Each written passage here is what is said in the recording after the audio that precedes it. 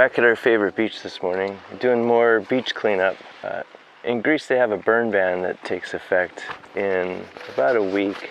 So we're going to try to burn up a lot of this drift wood and drift bamboo that washes up on this beach. You recall in one of our previous videos we did a beach cleanup here, and that beach cleanup lasts about one storm, and as soon as the next storm rolls in, it fills up the beach with more garbage and plastic. So in addition to burning the wood, no, we're not going to burn the plastic, we're just going to pick it up and throw it away.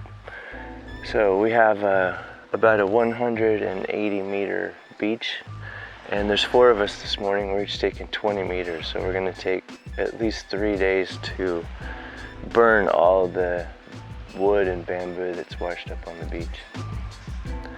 So I get 3 fires as well as the rest of the people that are working this morning. Kay's right next to me, and let's get busy making a fire. While we're in the shipyard, I thought it'd be interesting to walk around and show some different catamarans. It's kind of like a catamaran catalog here. Kay's here too. She's not mic'd up, so she's going to be our escort. But we could look at the different types of boats and what we notice about them. And it's not meant to be this is better than the other one or anything like that. It's just what we've noticed and what we looked for when we went shopping for our boat.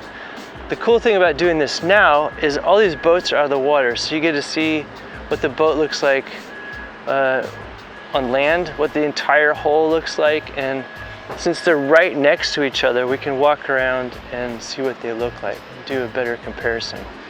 I would have liked this when we were boat shopping, but we didn't have this. We had to go to boat shows and go to marinas and just walk around. So we're not going to go on the boats. This is purely exterior of the boat analysis. So let's go. Okay, this first boat is a Lagoon 46. It's a pretty good sized boat. You can see there's 2 spreaders. That's a spreader and that's a spreader.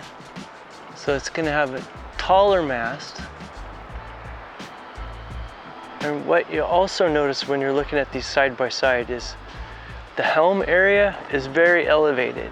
And what that does is it elevates the boom above the helm area, which then in turn is going to reduce the sail area. So the mainsail, which takes up this area, it's the primary driver of the boat, it's going to reduce the size of that since the boom is elevated. That is, unless you increase the height of the mast. But typically, when you have an elevated helm area that's tall like that, you're going to reduce the size of your mainsail. Here's another boat. It's called an XS12, and honestly, I've never seen one of these before. It has 2 helms in the back.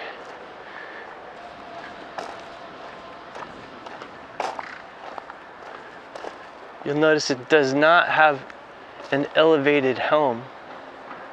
It just has a big cutout on the roof area. So there's a helm, and there's a helm also. The next thing that's interesting is how wide the boats are. This one is comparatively fairly narrow, while this Lagoon is a fair bit wider. So this XS12 is, I'm assuming, 12 meters.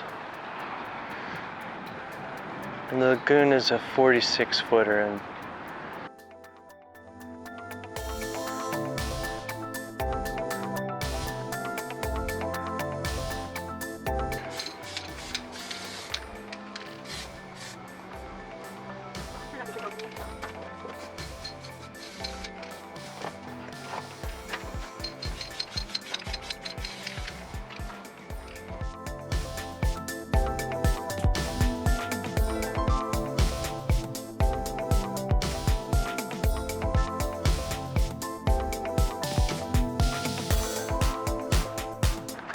This next comparison is the two boats straight in front of me.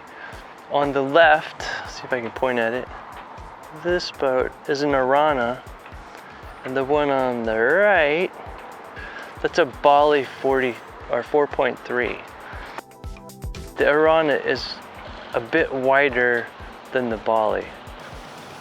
I happen to know the Orana is 7.3 meters wide. I don't know how wide the Bali is. The other thing you can tell, the mast height on the Orana looks like it maybe a meter-ish taller than the Bali. The Orana also has two spreader bars, which would accommodate a taller mast.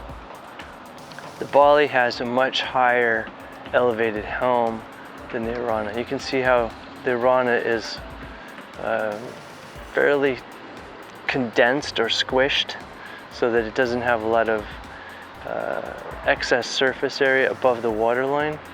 And for me, one of the reasons that we wanted the Orana is because of that reason. We didn't want a lot of windage or the ability for wind to affect the boat from the side or the front. So if you reduce that amount of windage, then your boat's going to behave a little bit better, in my opinion. But it depends on what you want to do. If you want to just go cruising and you don't care about that, then I'm not saying the Bali's bad. It's just something that we looked at. So I find this part of the comparison particularly interesting. You can see right across from our boat, there's a Bali 4.3, and just behind it is an Orana. And it's just coincidental that there's those two, but they offer some good extremes. The Bali, you can see the height of the boom here, and on the Orana you can see the height of the boom here. You can imagine the amount of square meter sail that you're going to have, and on the Orana it will be quite a bit different than on the Bali. You can also see the height of the helm, the top of the helm here, and the Orana's helm is pretty much as tall as the top of the salon roof, which is right there. So the Orana is quite a bit more compact vertically than, say, the Bali is. So this is one of the things that we looked at when we were purchasing our boat. We didn't want a boat that had a lot of windage, which is the amount of area here that's available for the wind to hit, basically. Here's our next pair. On the right is a Bali 41 or 4.1, and on the left is a Lagoon 45.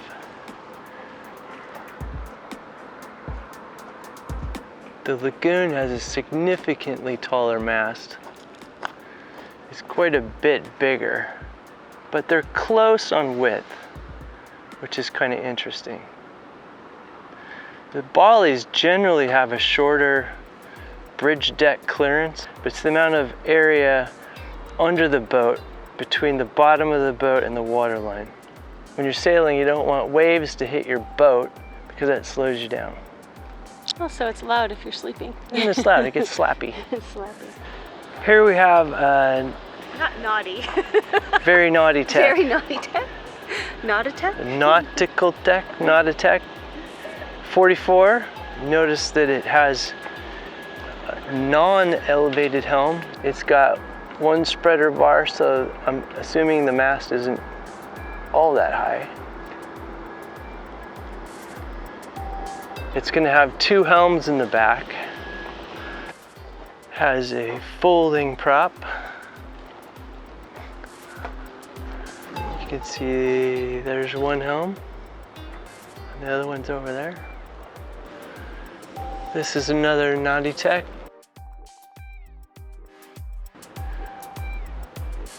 Nautitech 40. It looks a bit newer than the 44 we just looked at. Two spreader bars. Typically this brand of boat has two helms right in the back. And it does. There's one. And there's the other.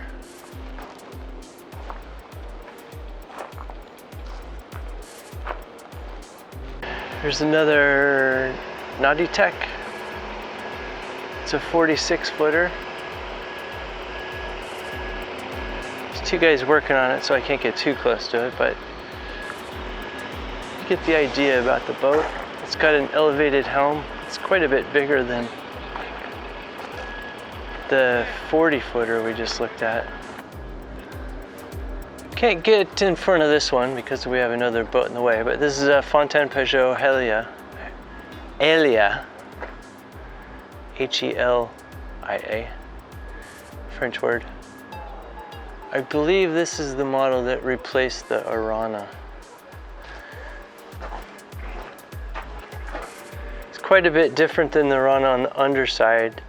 You can see here it's a very flat bottom bridge deck, and the Orana has contours in it.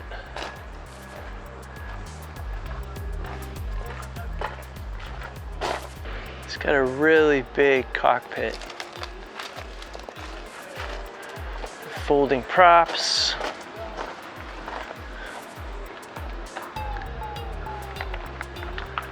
and it's hard to see, but it has an elevated helm also. This is the aft portion of the Bali 4.1.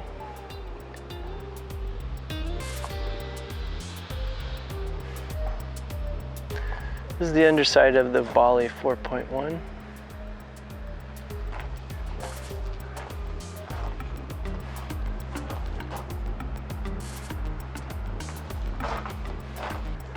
Here's two more. We have a Fountaine Pajot Elba 45 on the left, and on the right, another Bali 4.1. Immediately you can see the width differences. The Fountaine Pajot Elba is quite a bit wider than the Bali 4.1. The mast heights are also really different. They both have elevated helms. And you can see the bridge deck clearance on the Fountaine Pajot is quite a bit different than the Bali 4.1 also. This is the underside of an Orana. You can see there's a lot of molding contours on the underside of it. If it's like ours, this little bump out is the aft berth where the bed is. Here's something else that we looked at, is just the square meters of sail available.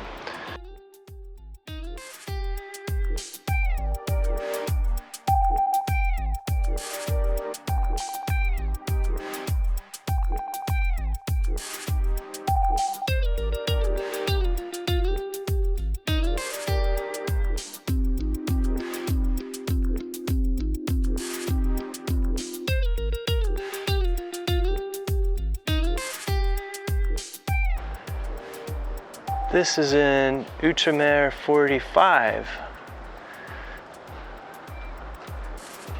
It looks like it has a wrap on the side where that gray is.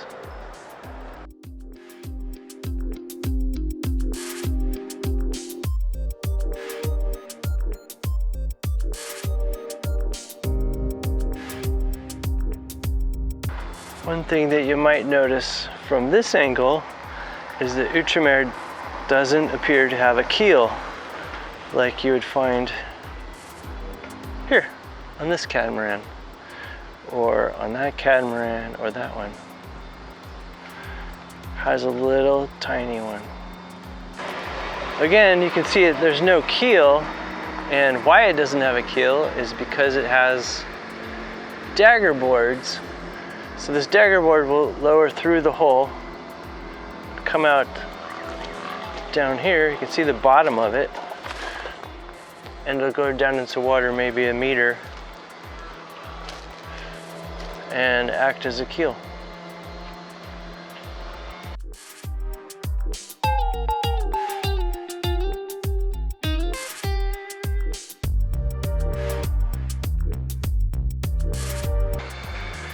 It's twin helms, so you can see. One thing that's very apparent on this Ultramar is how long This trampoline areas and the holes, they're super long compared to the other catamarans.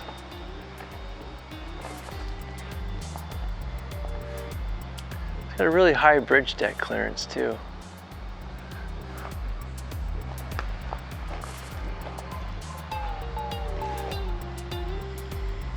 I don't want to get into this one's better than that one. I can say why we decided to buy ours, or features in our catamaran that I liked, but I'm not gonna say a Fountaine Pajot is better or worse than a Lagoon. It depends on what you want. It depends on how you sail, what your goals are, the kind of comfort that you want. There's no right or wrong. It depends on your style and what you can afford and the type of lifestyle that you want.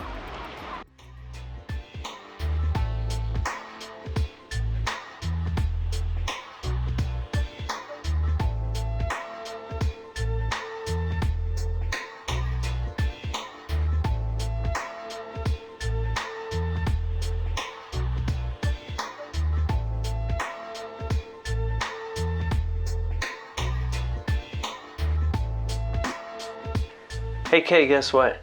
What? I was editing the video, and remember when we did the outro on the beach after our cleanup when we were really tired? Yeah. Well, I never turned the mics on. No way. Yeah. Oh, Well, yeah. So I thought of a solution. okay. We could do our own voiceovers. Yeah, right. I don't even know what I said. Well, you were saying something like about liking our video. Like a thumbs up or something? Yeah, something like that. Okay. And then I had something about comments. I don't remember what I said. Something Usually like we like comments. We like comments. We really like comments. Yeah, write your comments somewhere on this page. Something like that. Yeah. Well, that's okay. All right. But maybe next time we'll get it down. Yes, definitely next time we'll get it right. All right. Okay. All right. Well, I'm gonna go make dinner. You're gonna make dinner? Yeah. Okay. Because, you know.